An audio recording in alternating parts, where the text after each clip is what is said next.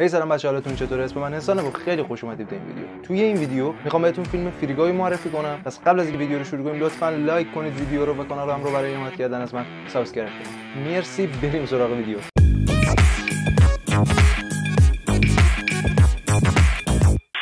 آقا این فیلم گفتم دیگه همین امسال سال 2021 اومد. امتیازش هم که از IMDb گرفته 7.5. ژانرش هم اکشن، کمدی و ماجراجویی و به مقدار زیادی تخیلی. محصول مشترک آمریکا و کاناداست و حالا بریم سراغ قصه. قصه در مورد یک کاراکتریه به اسم گای که در اصل NPC یه بازیه که توی بازی هم شغل بانکدار رو داره. اگه GTA باز باشید میدونید که بانکداری یکی از سخت‌ترین شغلای تو بازیه و کلا توی اون بازی شغل پر ریسکیه. ولی من نمیدونم چجوری این گای از زندگیش خیلی راضیه، یعنی خیلی راضیه و یه زندگی روالی داره. تقریبا میشه گفت داره توی یه لوپ زندگی میکنه. صبح بیدار میشه از خواب، به ماهیش سلام میکنه، میره دنبال لباساش میگرده، تلویزیون میبینه، قهوه میخره و میره سر کارش.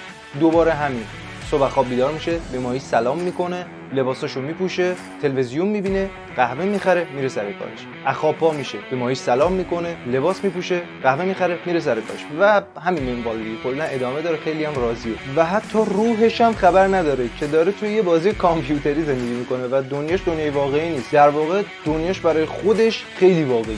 تا اینکه با یه شخصیتی تو بازی آشنا میشه و کلا زندگیش تغییر میکنه. اگه گیمری و عشق گیمی، مخصوصا GTA، میگم این فیلمو اصلا از دست نده. حتی تو این فیلم انقدر خوب به بازی پرداخته، انقدر خواسته طبیعی جلوش بده که حتی اومده از یوتیوبرهای واقعی، از گیمرهای واقعی استفاده کرده. مثلا نینجا، دنتیدی هم اینا همه توش بازی میکنن.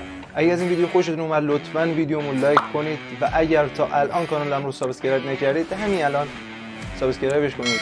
مرسی. اسم من حسن، ممنونم که این ویدیو رو دیدید. فعلا چاو.